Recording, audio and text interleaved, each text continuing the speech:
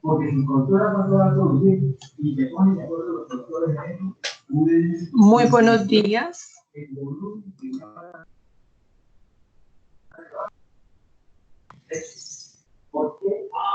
A todos, a todas, para la tutoría de psicología y psiquiatría forense en la fecha de hoy, 4 de abril de 2020, me propongo profundizar en definiciones y conceptos especiales atinentes a la primera unidad que denominamos y está registrado en el guión de aprendizaje como la introducción a la psicología y a la psiquiatría forense, sus generalidades, su importancia, sus alcances.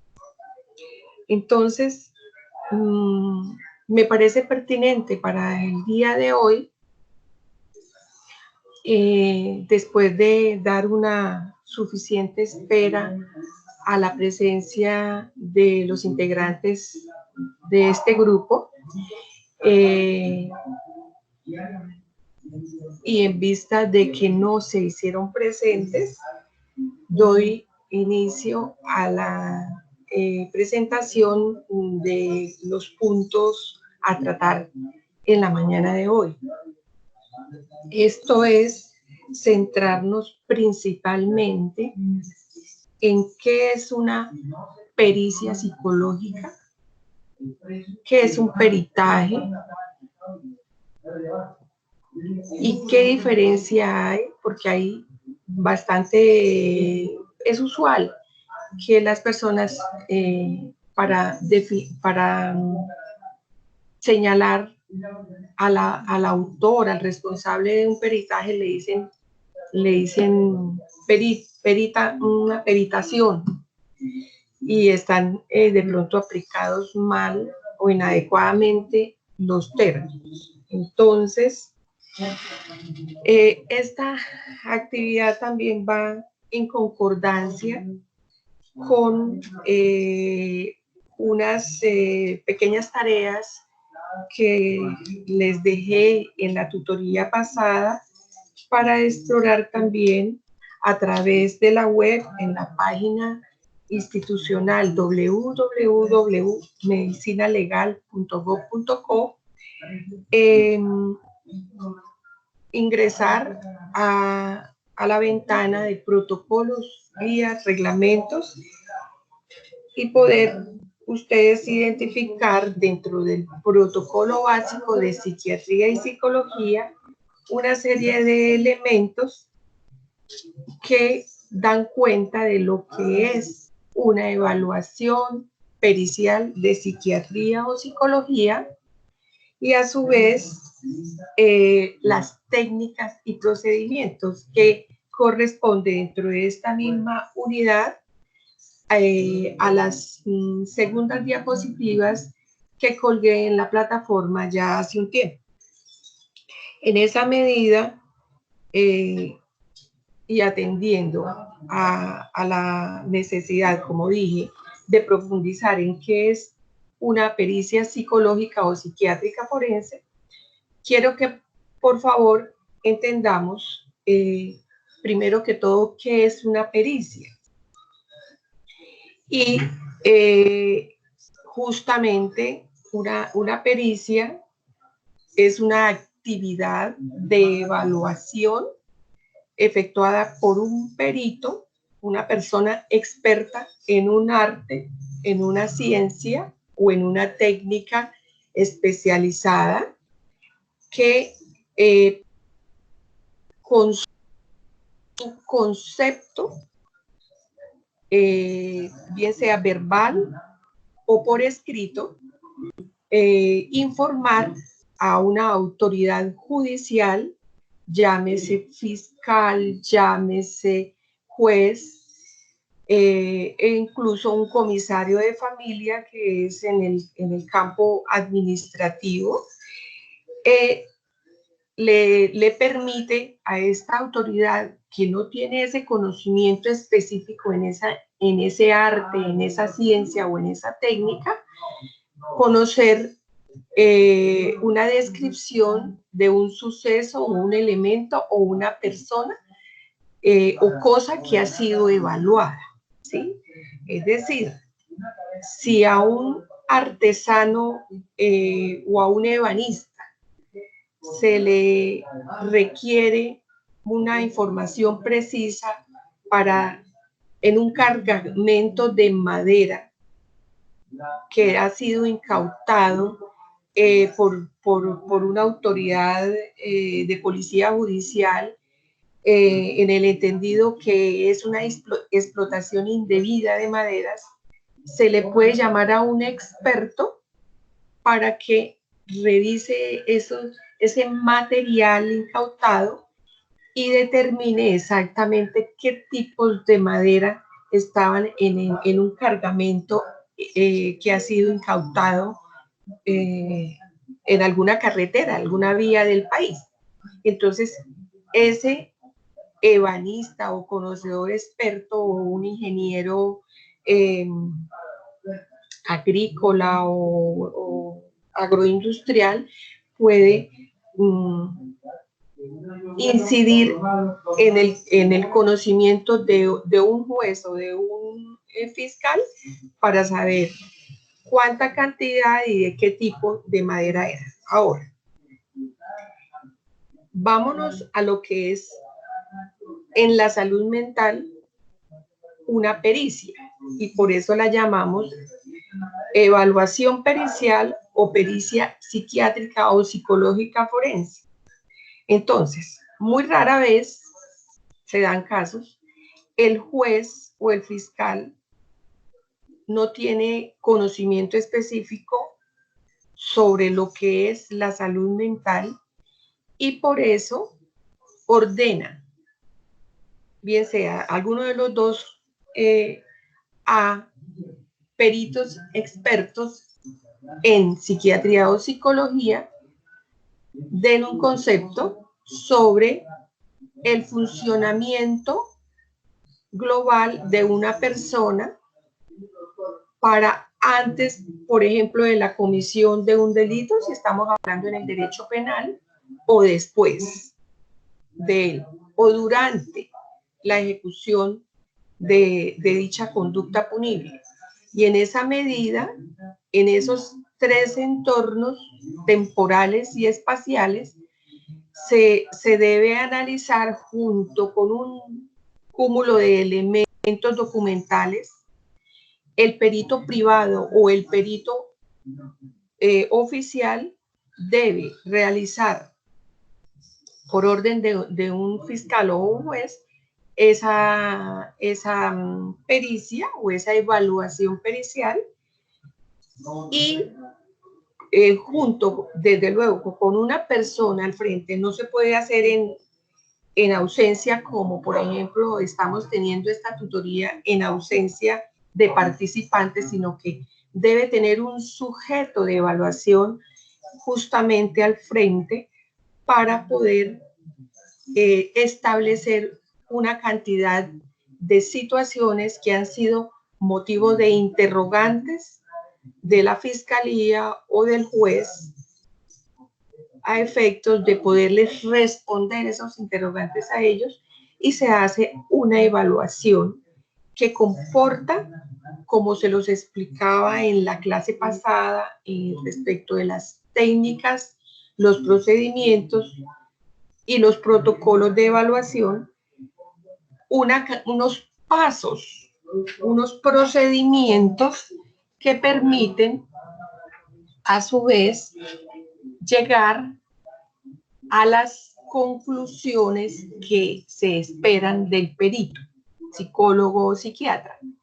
Entonces, en esa medida, tenemos que ese producto de ese informe, de esa evaluación pericial, se llama informe pericial, peritaje o experticia. Se le puede decir de distintos maneras, pero es como se dice el mismo policía con el mismo sombrero, con distintos sombreros, perdón. Y en esa medida, ese informe pericial debe ser objeto primero de debate dentro de la audiencia de juicio oral.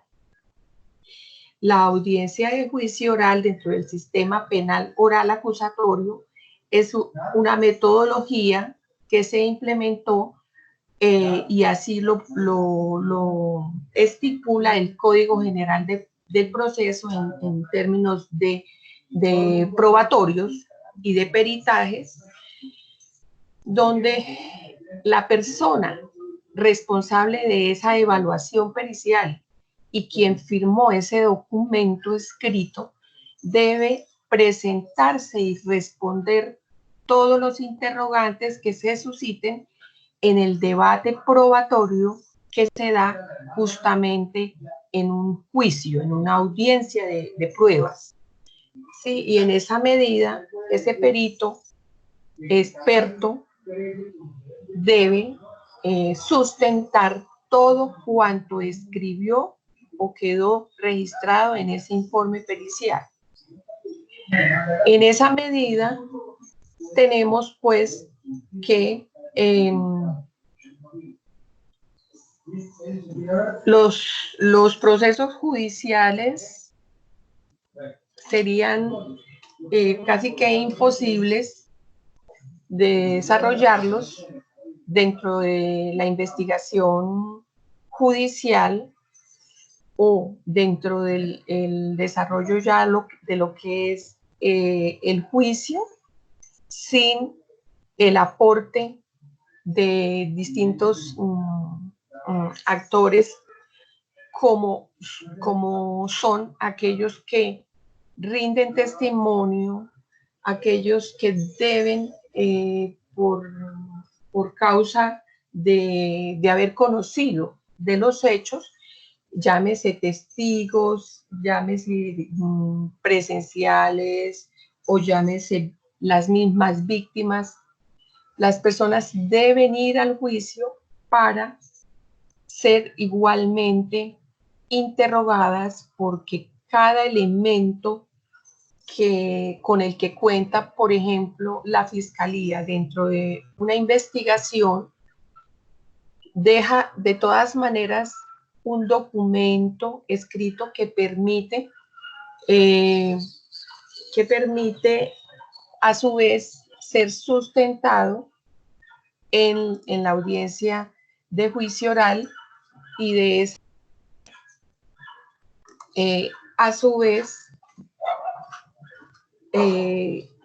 todas esas personas que firman esos documentos con los que cuenta la Fiscalía o en su contraparte el defensor público o el defensor contractual también puede llevar sus testigos, sus peritos expertos y muchas veces por ejemplo, un informe pericial de psiquiatría o de psicología forense emitido, la defensa también busca otro par en esa disciplina para que se pronuncie, estudie el caso con el soporte de ese informe pericial emitido y debidamente trasladado del despacho fiscal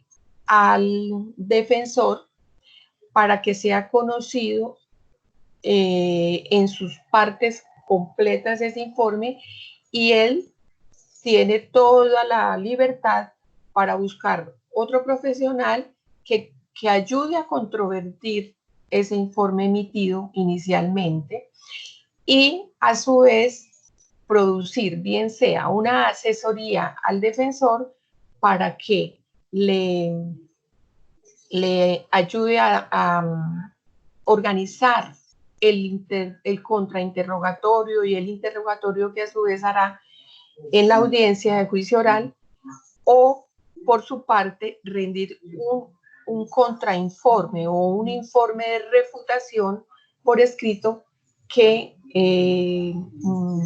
controvierta, es la palabra, a las afirmaciones y conclusiones del perito que inicialmente emitió un documento, producto de una evaluación pericial.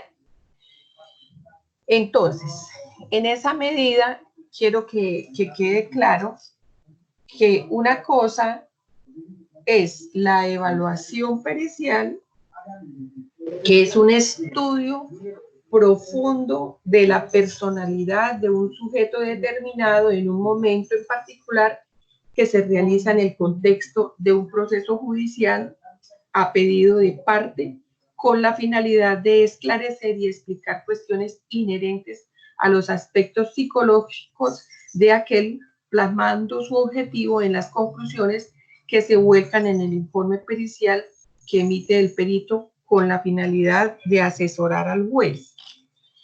Acabo de justamente hacer alusión a palabras entrecomilladas y escrito dentro del texto de Estela Pool, Mariel Iscuardia y Osvaldo Varela, profesionales de la psicología que son argentinos, dentro del texto de nombre La actividad pericial en psicología jurídica, que es una producción del año 2013, que está vigente.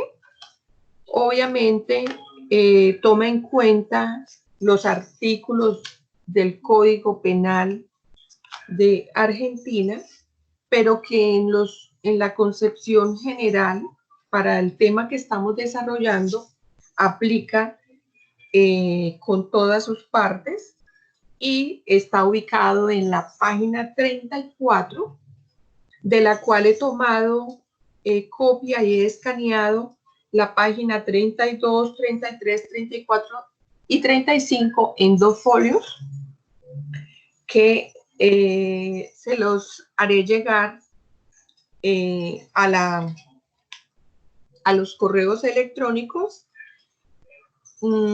para que tengan ustedes conocimiento de esta claridad sobre estos términos y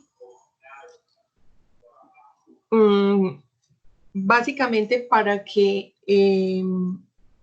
me capten en toda la magnitud lo que tiene que ver con el procedimiento pericial que se sigue en esa evaluación que se realice a los sujetos motivo de examen o los peritados, también lo podemos llamar, a esas personas que son evaluadas, y en esa medida, entonces, sabemos que una pericia no se realiza por iniciativa de un profesional psiquiatra o psicólogo, a menos que haya un pedido de por medio de una de las partes dentro de un proceso judicial, y esto es de parte del ente investigador o de parte de la defensa de la persona que está señalada como autor de una conducta punible. Básicamente, cuando hablamos del derecho penal. Pero recordemos que la psicología y la psiquiatría forense, no solamente en Colombia, en el globo, se da o se produce igualmente a pedido de una autoridad judicial y una defensa, precisamente también en el derecho de familia, en el derecho en el derecho penal militar, en el derecho civil y en todas otras áreas del derecho donde Los operadores judiciales desconocen la ciencia o el arte, como ya dije, u oficio específico y ameritan una ilustración precisa para la toma de decisiones en el campo que ellos tienen de responsabilidad para decidir qué es lo que sucede con una víctima, con un victimario, con un demandante, con un demandado e incluso con un testigo. Porque es importante, si damos un ejemplo, de una persona que teniendo 18 años de edad, es decir, es mayor de edad, y por sus actuaciones, por su forma de responder frente a un ataque, puede ser de orden sexual o de otra índole, de otra conducta punible, es vulnerada y no desplegó mayor estrategia en su propia defensa. Y puede suponer el despacho que investiga esa causa que algo no está del todo bien en ese desempeño de esa víctima a la hora del ataque. ¿Por qué fue pasiva? ¿Por qué no respondió, no salió corriendo? Es decir, no por prejuicio, sino por pura, digamos que experiencia y praxis ya, ese operador va a decir, algo le pasa a esta víctima y es importante saber si es que ella estaba en algún estado que le doblegó su voluntad o por el contrario, es que hay algo en su desarrollo cognitivo que no le permite analizar, pensar y desplegar otra forma de reacción y evitar ser atacada cuando se evidencia que en efecto el caso, digamos que quedaba para un despliegue y evitar de algún modo mayor daño. Entonces, en esa medida y ante ese interrogante se genera lo que se llama una hipótesis. Fulanita de tal, en el caso de ser una mujer agredida sexualmente, estuvo consciente de sus actos en ese momento en que fue atacada, o por el contrario, estaba en incapacidad de resistir, o fue puesta en incapacidad de resistir. La primera pregunta, hipótesis, corresponde a una condición seguramente previa que puede tener esa persona, esa víctima, y la otra es un estado transitorio en el que se le pone a una víctima, es decir, cuando es embriagada, cuando es intoxicada y después de ello toda voluntad, toda capacidad de reacción queda totalmente disminuida. Entonces se generan desde la misma fiscalía unos interrogantes que son los que motivan una solicitud, ¿sí? Me voy a permitir mostrar de alguna manera un interrogante que pueda plantearse por parte de un despacho judicial justamente en lo que tiene que ver con una solicitud. Permítame un segundo.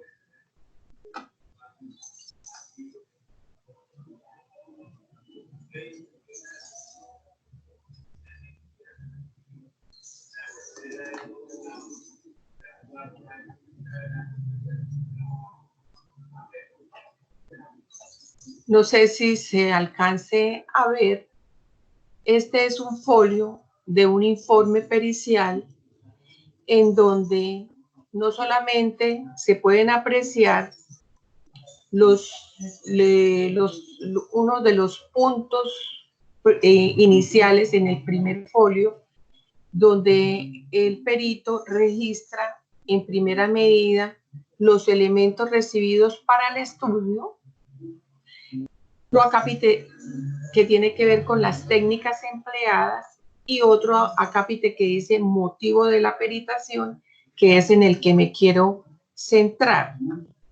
Entonces, el perito hace una transcripción de esa solicitud a efectos de ser fieles a la petición del despacho y poder ser consecuentes al final en los análisis y las conclusiones, responder en ese mismo sentido junto con otras conclusiones ya más específicas que se suscitan dentro de la misma evaluación. Entonces, la Fiscalía remite elementos materiales probatorios dentro del caso de la menor víctima fulana de tal, y el despacho se plantea para tal fin lo siguiente, abro comillas, fije fecha y hora para valoración por el área de psicología y o psiquiatría forense a la menor con el fin de establecer valoración de niños, niñas y adolescentes presuntas víctimas de delitos sexuales. Entonces, en este caso, el despacho lo que hace es sencillamente informar qué tipo de evaluación pericial desea, más no se va al punto específico de lo que desea saber.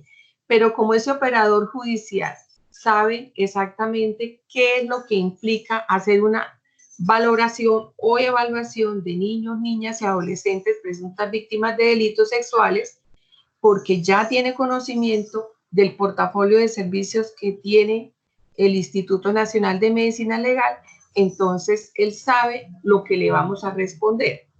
Entonces, en esa medida, en el desarrollo de la pericia, se cumplen con todos los parámetros del procedimiento y la técnica que de todos es conocimiento de fiscales y jueces, y en esa medida se produce el resto de las piezas de ese informe para a su vez entonces producir lo que se espera, que es en este caso vamos también entonces a mirar en otro folio de un informe completamente distinto, que es dentro de un caso de familia. Entonces, lo que es básicamente unas conclusiones de un informe pericial.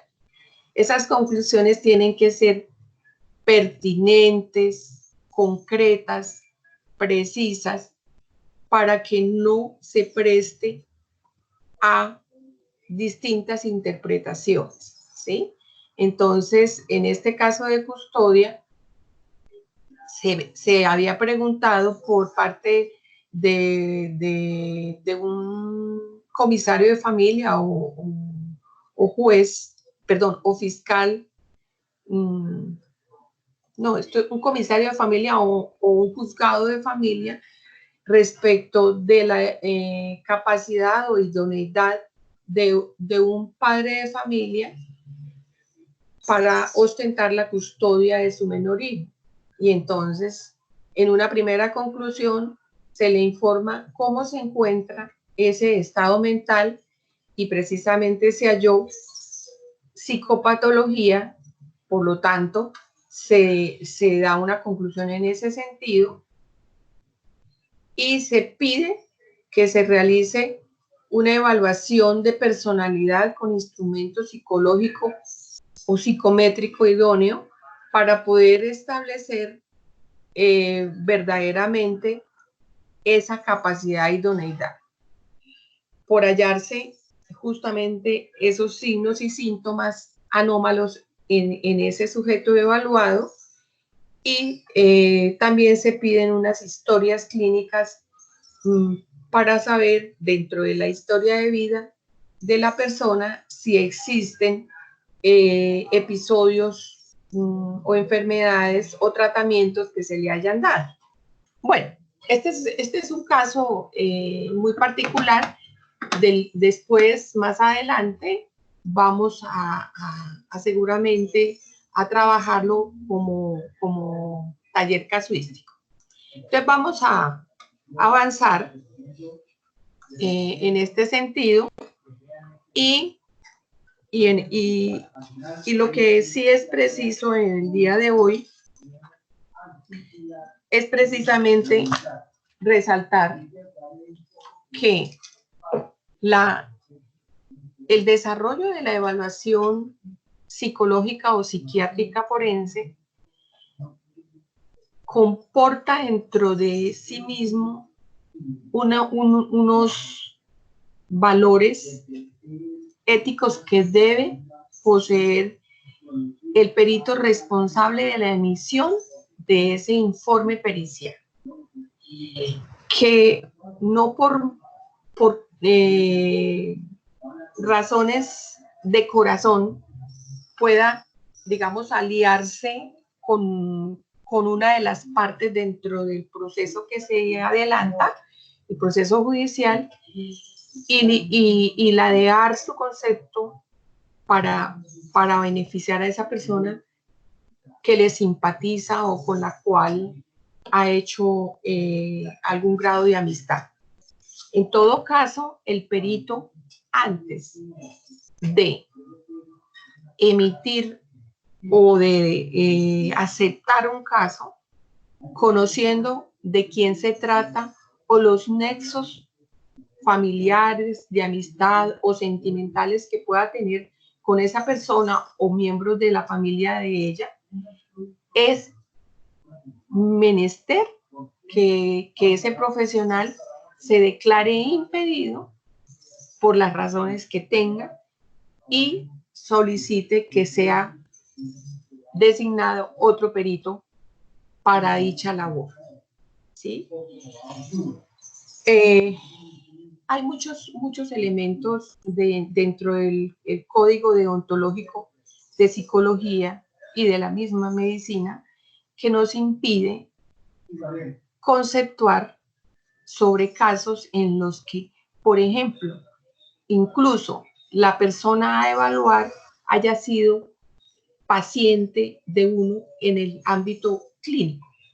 Entonces, es incompatible porque ya hay un compromiso previo, hubo un contrato económico dentro de un tratamiento, o así fuese dentro de una clínica y uno ser empleado de esa clínica, estar adscrito a esa clínica, entonces no se puede realizar esa actividad. Bueno, digamos que yo confío que para ustedes quede totalmente claro que la evaluación psicológica, psiquiátrica, forense o peritaje psicológico se hace con el fin de determinar las causas, las razones por las cuales una persona se comporta de tal o cual manera dentro de un proceso de vulneración de un derecho, sea el que sea. Y esto lleva a que también se revisen las consecuencias. Por ejemplo, en una víctima es importantísimo establecer los factores consecuentes o secundarios a esa victimización experimentada, y eso permite de alguna manera mensurar el daño, pero entre tanto también sirve para que el juez tome una decisión o pese ese concepto en el fallo que vaya a emitir el juez.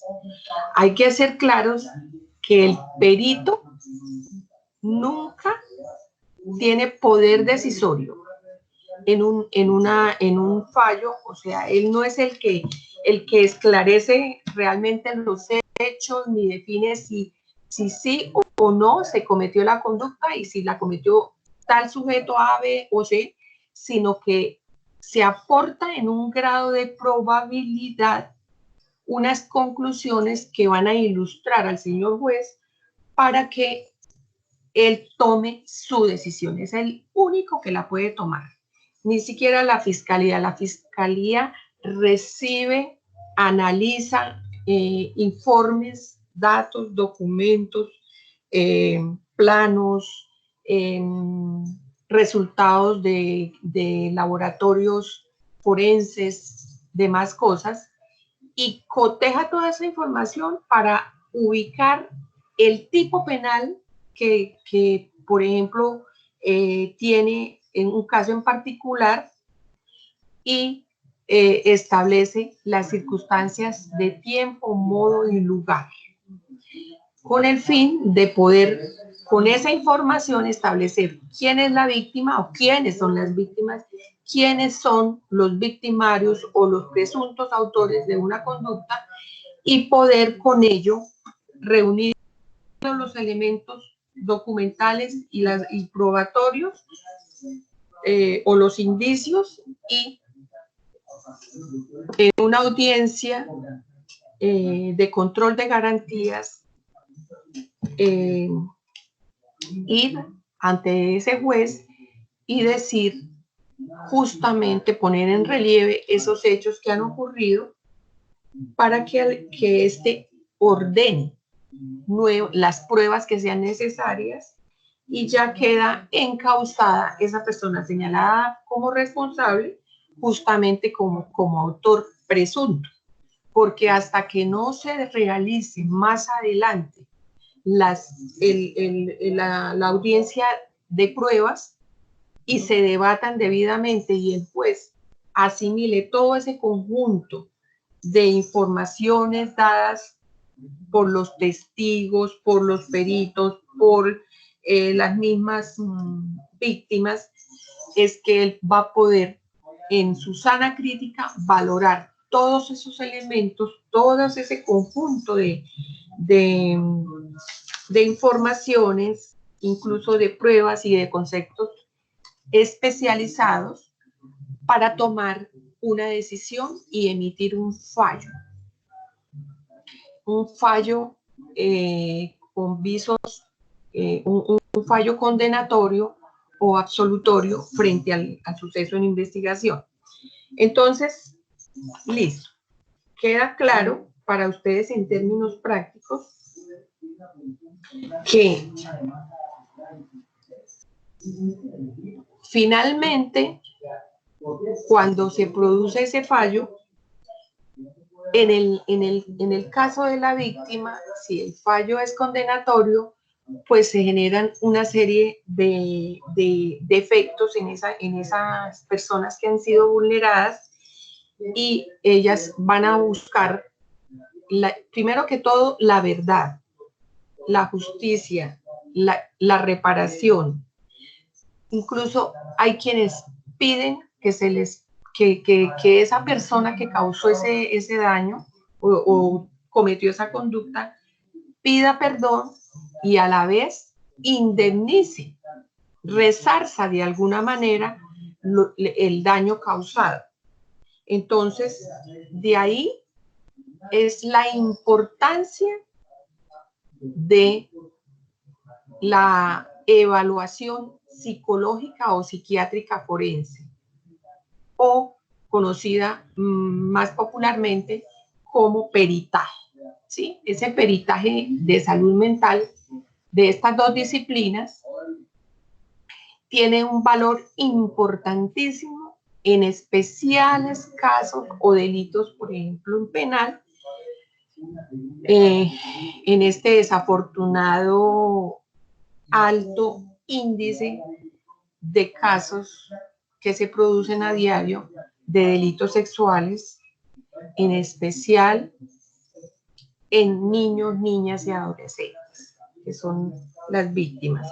Entonces, ahí y en muchos otros casos se amerita tanto evaluar la víctima y también, de acuerdo a las condiciones que impresiona tener el autor, se solicita generalmente por parte de la defensa que sea evaluado por un psiquiatra el autor por presunta insanía, es decir, porque se advierte que tiene una anomalía en su personalidad o en su funcionamiento cognitivo que pueda haber generado, digamos, o alterado su voluntad o impedido el correcto discernimiento de su conducta o de comprensión al momento de cometerlo. Es decir, que no tuvo la capacidad de comprender lo irregular, lo ilícito, lo anormal que era su conducta y por tanto no se pudo determinar, es decir, no se pudo controlar, detener, ¿sí?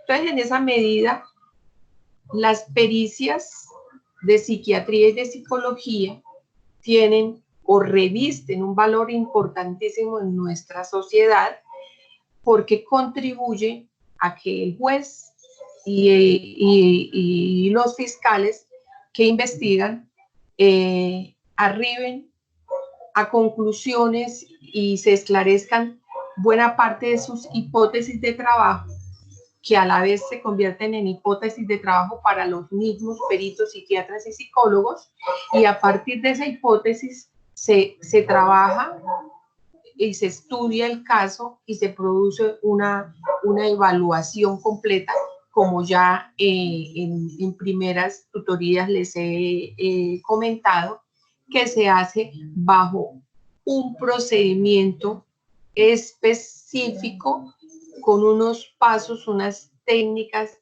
ya previstas por la comunidad científica de psiquiatría y psicología y que se conocen en el ámbito nacional e internacional y que por ello se puede hablar un mismo lenguaje homogéneo para peritos en el mundo y por supuesto eso permite que la otra parte dentro de un proceso judicial eche mano de otros psiquiatras o psicólogos para controvertir esa hipótesis que lleva el ente investigador a la hora del debate probatorio.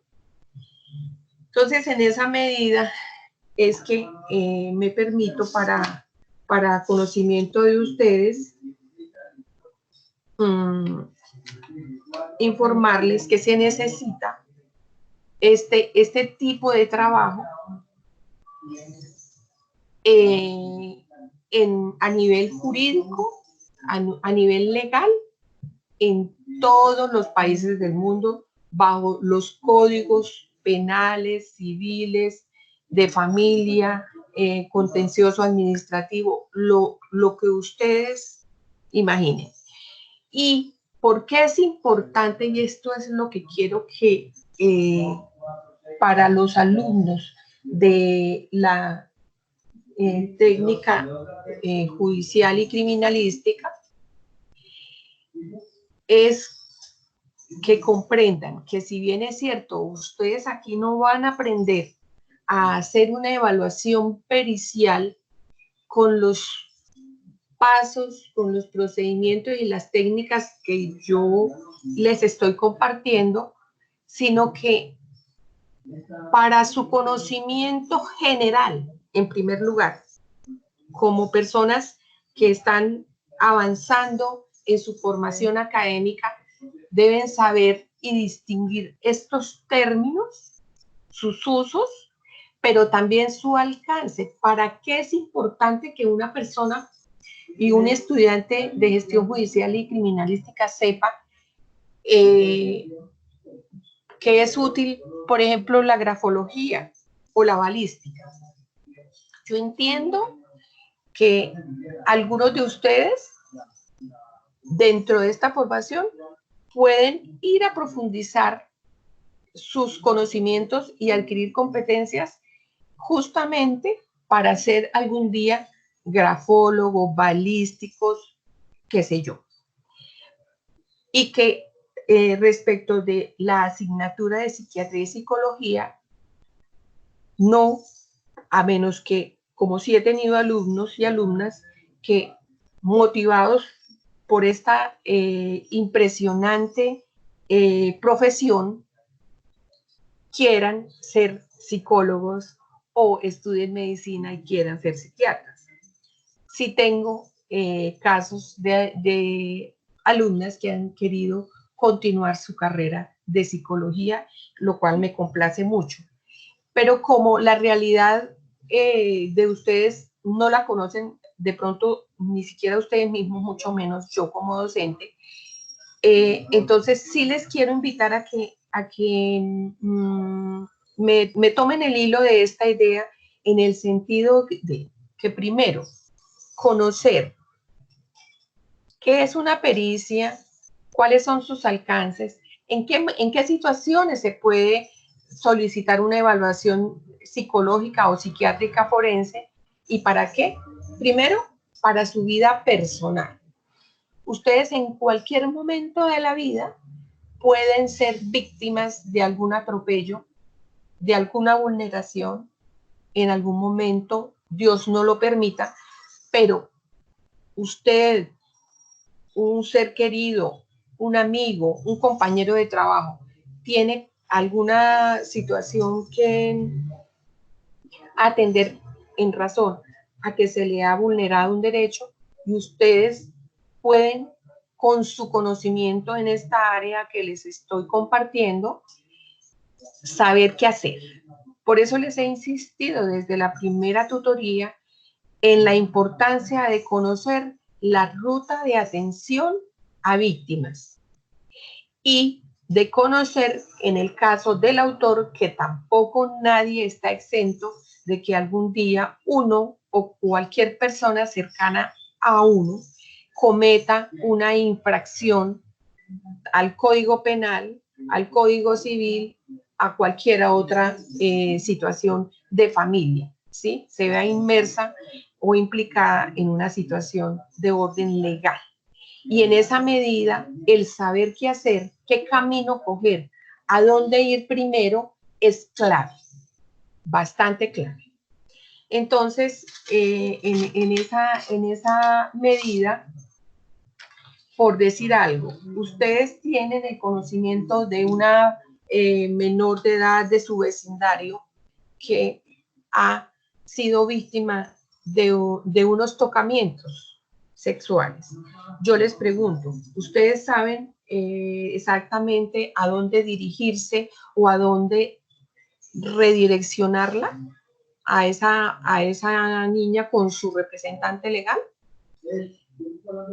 Es posible que sí, porque ustedes son muy, muy, muy aventajados, son buenos conocedores y ya hemos tocado este tema, pero en específico, por eso es que en el día de hoy las invito a mis alumnas del quinto semestre de Psicología y Psiquiatría a que si aún no han explorado el portafolio de servicios de medicina legal, el Instituto Nacional de Medicina Legal tiene su plataforma virtual para que cualquier persona haga la consulta que desee y a su vez poder, dentro de las distintas ventanas que ofrece, explorar cuáles son los tipos de evaluaciones que se ofertan allí y poder saber cuál es la ruta que se sigue en los casos, por ejemplo, de violencia de género, de violencia intrafamiliar, en fin. Si ustedes son curiosos y curiosas, van a poder asimilar que conociendo esos manejos, esas rutas, ustedes en el rol que vayan a desempeñar como tecnólogos o como sencillamente, como lo dije hace un rato, como simples ciudadanos pueden saber qué hacer. Pero en lo que nos convoca acá, en este aprendizaje, desde luego que estamos tratando de forjar en ustedes competencias para desempeñar estos conocimientos, ponerlos en práctica en un rol determinado. Y si ustedes, por ejemplo, hacen parte de una organización de salud, una entidad prestadora de salud, llámese clínica, llámese hospital, si ustedes trabajan como asistentes en una comisaría de familia o en un despacho judicial, en un despacho de fiscalía, en una inspección de policía. Ustedes en ese lugar recóndito donde puedan estar trabajando, en ese rol que desempeñan, ustedes al conocer todos estos alcances de estas pericias de psiquiatría y psicología, pueden tener un mejor desenvolvimiento, una capacidad de resolver un problema que se les presenta muy diferente a una persona que no tiene esta comprensión de lo que se debe hacer con una víctima. Entonces, en esa medida,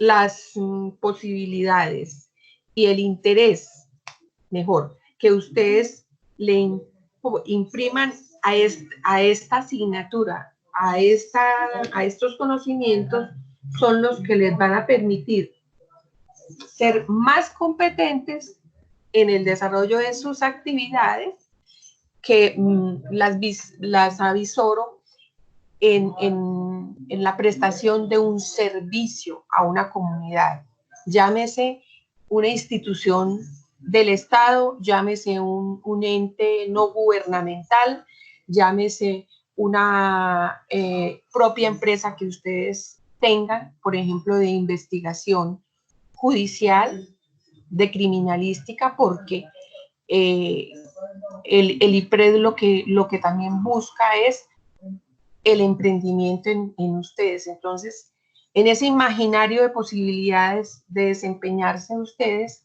sí deseo sembrar en ustedes precisamente el anhelo de poder poner en práctica este conjunto de conocimientos que nosotros los tutores tratamos de transmitirle en cada una de las asignaturas.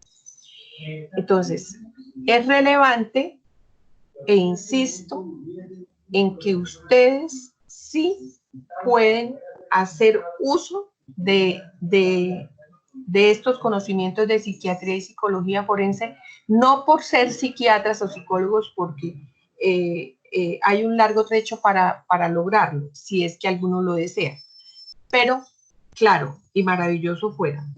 Pero en el aquí y el ahora, orientándonos en el qué hacer, ustedes sí tienen una responsabilidad, primero personal, consigo mismos, en saberse defender frente a una situación que toca o que raya la justicia o la ley. Segundo, para las personas de su círculo inmediato, que es el familiar. Y tercero, para personas conocidas suyas, amigas, compañeros de trabajo, en fin, y mucho más intrínsecamente en lo que es el desempeño de sus roles ocupacionales. Esa es la gran responsabilidad. Bien, entonces, como es importante saber cómo se hace una evaluación psicológica forense, quiero hacer un pequeño aporte con un video que les tengo preparados para ustedes. Vamos a ver solo una parte, la inicial, en la forma como la entrevistadora o perito aborda a una víctima. Quiero que le presten atención para que podamos tener una discusión posterior frente a ese abordaje a esa víctima, y les agradezco entonces. Ya volvemos después de parar el video. ¿De acuerdo?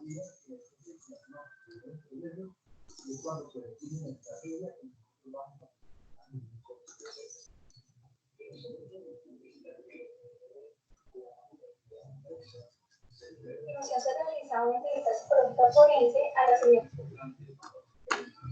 Cuando ello, quien presentó la denuncia contra su pareja sentimental, el señor Christopher Alejandro Reyes Reyes. Buenas tardes, Lorenzo. ¿Podemos tener asiento, por favor? Primero que todo, me presento. Mi nombre es Andrea Bautista, soy psicóloga jurídica forense, trabajo para la Fiscalía de Bogotá. Me imagino que ya sabes un poco de por qué estás acá. Tenemos un llamado para que nos a nosotros. En este momento lo que vamos a hacer es una entrevista para conocer un poco como los hechos que ocurrieron contra el señor, la señor Cristo. Entonces, lo primero que vamos a hacer es que, por favor, leas este documento de consentimiento y si estás de acuerdo, por favor, lo firmes. Esto básicamente, este consentimiento trata de que la información que tenemos a contar en esta tarde pues va a ser manejada directamente también tratada por Fiscalía.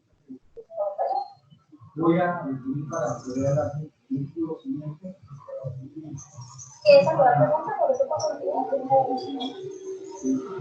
También, es importante que la senadora para poder recordar posteriormente lo que vamos en esta reunión, en esta revista, para no tener que tomar tanto nota de acuerdo con usted. También es importante, señora Lorena, que es importante, y es que vamos a apelar esta tarde a la verdad. Que todo lo que usted nos narre, todo lo que se nos cuenta en esta tarde, sea lo que realmente sucedió, lo que realmente pasó, de los hechos. Ya me presenté, me gustaría conocer un poco de usted, algunos datos de su nombre. Bueno, pues mi nombre es Lorena Isabel, tengo 35 años. Pues viví en Bolivia con en la actualidad tengo hijos. Sí, señora, tengo años. ¿Cómo es su relación con el señor Christopher Alejandro? Pues de verdad, una relación muy problemática. Cuando me dicen que tenía problemas de acuerdo explícitamente, pues, por ejemplo, teníamos muchos problemas en mi relación, quería trabajar. Pero me dicen, no, que no trabajar, que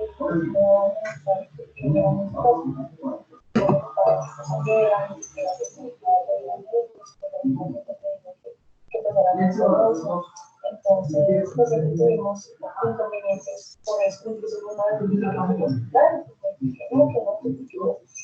no, digamos, no era que yo estudiara porque para lo único que yo quería era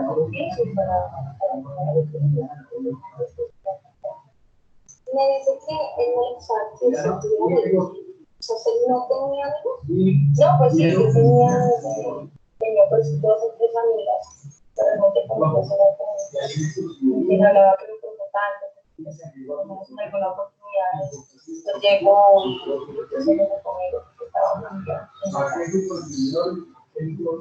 También menciona que usted no trabaja. No, señora. Los ingresos que tiene señor Christopher les alcanzan para cubrir los gastos familiares.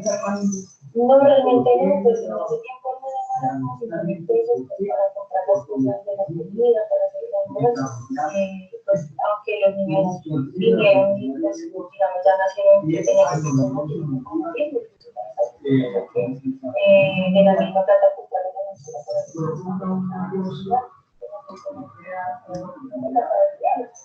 muchas veces lo que yo cuenta era realmente muy cansado. Siempre me trataba mal y me hacía cosas por en su denuncia veo que usted manifiesta una lesión inicial. ¿Sí? Esa lesión de qué tipo fue cuando sucedió, pues más o menos hace año y medio. Pues yo estaba en la casa con una amiga con una poquitas amigas que me quedaban y entonces resulta que llegó a la casa y se enojó pues mucho conmigo porque yo estaba con mi amiga, estábamos tomando café y él lo que hizo fue invitar a mi amiga a sacarla de la casa, mi amiga le tiró la taza del café que estaba tomando, me la tiró al piso, apenas mi amiga salió de la casa pues me cogió del pelo, me cogió de acá, horrible, me llevó arrastrando para la oficina, que la única persona con la que yo podía estar y compartir prácticamente era con él, porque yo no tenía por qué estar con otras personas en la casa, que sí me daba todo, me dicho, él era todo para mí, que no tenía por qué estar con él. ¿Y cuál fue su reacción en ese momento? No, pues imagínense, era mucho miedo y pues no, yo lo único que pensaba era en hacerle caso para que pues él no me fuera a quedar. Aparte de su amiga, ¿quién más estaba en su casa? Los niños, estaban en mi cuarto, en mi cuarto, y pues yo lo único que, pues obviamente cuando me escucharon gritar, pues ellos salieron de la habitación, pero yo que empezaron a quedar en el cuarto y que se quedaran ahí, pues hasta que se tranquilizaran, pues estaba muy agresivo, que se quedaran ahí, que se quedaran ahí. Señora, si bien no son las episodios, me dice que más o menos me cuánto murió. Año y medio. Como año y medio. Yo creo que la denuncia no es de ese tiempo, es más actual. ¿Cuál fue la última versión o lo último que se hizo para que ustedes decidieran denunciar? Pero lo que pasa es que me recuerdo tanto que el 25 de diciembre que la verdad llegó a la casa y estaba borracho.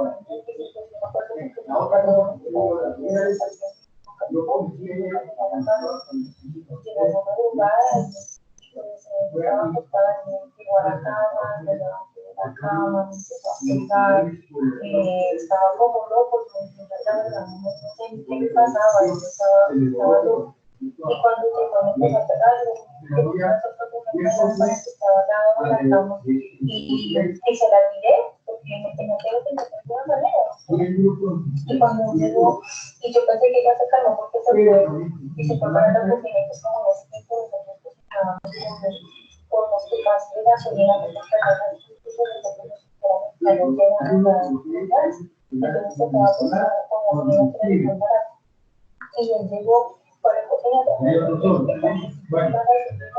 y llegó y me le empezó así a echar encima y me empezó a las manos y los brazos para poder tocar un poco. Entonces, cuando lo primero que hizo fue que cogió un fósforo, lo prendió y me lo tiró. Lo único que me acuerdo es que me gritando, salí de la casa con él y me tiré al piso. Y me acuerdo que vi a la vecina estaba todo el día era tan fuerte que yo no aguanté y yo no lo que la vecina lo ¿cómo sabes que fue la escalera? Porque cuando yo me desperté, ella estaba al lado mío, pues ella fue la que me contó todo lo que pasa. ¿Cuánto tiempo estuvo de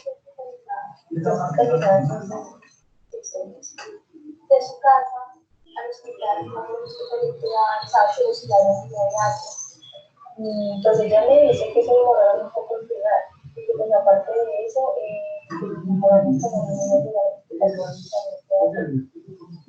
médico me atendió, el médico me dijo que tenía que mejorar de segundo grado en el pecho, en los brazos y algo más de eso. Sí, también me dijo que yo tenía que denunciar a la persona que me había hecho esto.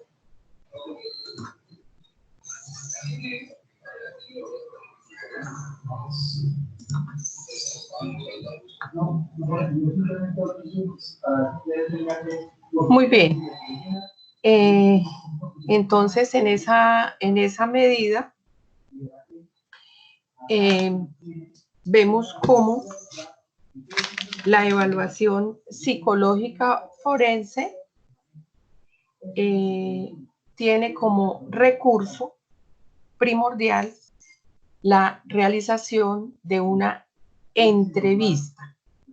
De acuerdo a la disciplina del perito, psicólogo o psiquiatra, entonces igual la técnica por excelencia es la entrevista psicológica o psiquiátrica semiestructurada. Es decir, que a pesar de que hay planteado desde parte del evaluador, el perito, una o varias hipótesis de trabajo para desarrollar, para establecer sí o no frente a los presupuestos que se están planteando, primero del daño, primero de la ocurrencia de los hechos, de cómo la capacidad de recordar la persona lo que ocurría. Entonces, en esa medida, también es importante que el perito, a través de la aplicación de otra variedad de técnicas, como el examen mental, y de ser posible, los psicólogos utilizamos los instrumentos psicométricos o cuestionarios, listas de chequeo, como para confrontar o establecer dentro de la observación directa, la observación clínica, sí o no es objetivo lo que se está observando, y los resultados de esos test, de esos cuestionarios o esas listas de chequeo permiten a la vez confirmar o descartar esas premisas que se tienen dentro de la hipótesis hipótesis que se están desarrollando, para finalmente, dentro de ese conocimiento, esa habilidad, esa experticia que posee el perito, llegar a unos análisis y a unas conclusiones que surtan los interrogantes de la autoridad judicial que solicitó la pericia, ¿sí? O en el caso de los defensores públicos o contractuales que contratan peritos privados, psicólogos de psiquiatras, para desarrollar esas evaluaciones periciales. Entonces, en esa medida, se hace una contribución desde estas dos disciplinas a la justicia, a clarificar en el conocimiento especial de un juez o de un fiscal o de las partes que estén en análisis y en conflicto dentro del debate probatorio, se establezcan las realidades de los hechos. Pero hay que hacer claridad. Ninguna de estas dos disciplinas va a decir si realmente o no ocurrieron los hechos.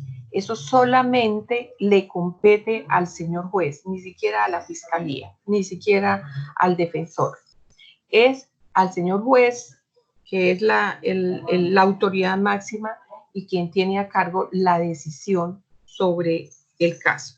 Entonces, es de gran relevancia el rol del psicólogo y el psiquiatra forense para la justicia y el derecho, y por eso es que somos los peritos auxiliares de la justicia. Por eso se nos llama, porque brindamos un conocimiento que probablemente no tienen a profundidad los jueces para poder tomar una decisión frente a un hecho que se necesita probar. Vamos a dejar en el día de hoy una, digamos, tarea frente al video que acabamos de exponer en una de sus partes. Y para mis alumnas, quiero que, por favor, como resultado y aporte dentro de la plataforma para el contribuir al producto número 2, me hagan una descripción de la forma como la psicóloga perito aborda a la víctima, como se pudo apreciar en las imágenes. ¿Cuál es ese, digamos, ese paso a paso hasta donde pudimos observar lo que sucedió? Entonces, o por lo menos si lo escucharon, con esas actuaciones, poder establecer cómo fue el rol de la psicóloga perito. Entonces, por el día de hoy dejamos hasta acá y tenemos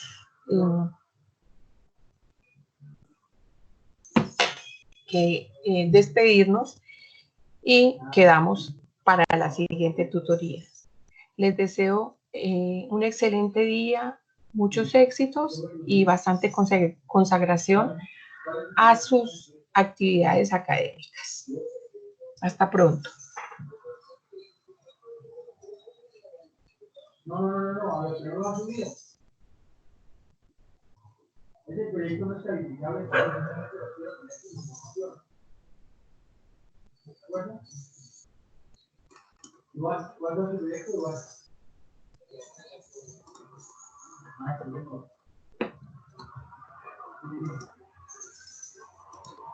Venga, por favor, en este trabajo, miren los videos nuevamente de comunidades de negocios de ciudades pequeñas. Y miren la página que yo les escribí ahí, y con más de eso construyen la evaluación. ¿De acuerdo, chicos? ¿De acuerdo? Listo. Entonces, estamos por terminar la clase, chicos. Gracias. ¿Ok? Bien, fíjate. Para que llegue a bien. ¿Señor? ¿Señor?